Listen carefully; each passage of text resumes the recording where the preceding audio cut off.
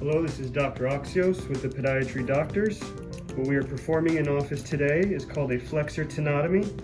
This patient has suffered from a callus on the tip of her third digit, which is very painful and recurs almost monthly. So what we're doing is a percutaneous tenotomy, as opposed to using an 11 blade and making an incision in the skin.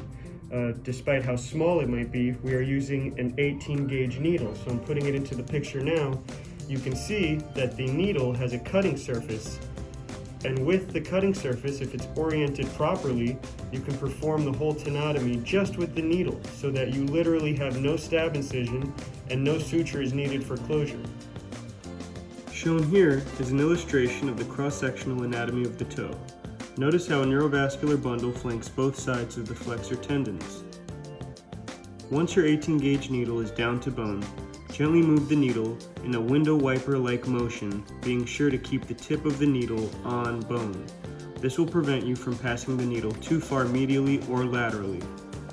This side view diagram shows what structures are being released with this tenotomy.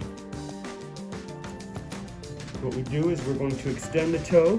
Obviously, she's already been numbed and prepped with chlorhexidine. We find the PIPJ,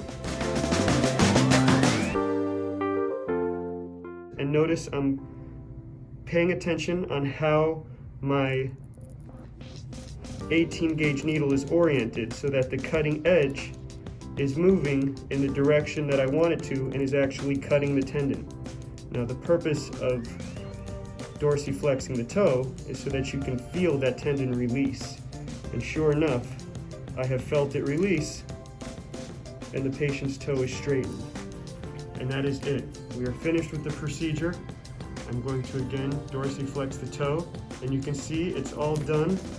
No tourniquet was used, minimal bleeding, and it's all done through that small, tiny poke hole that you can see right there.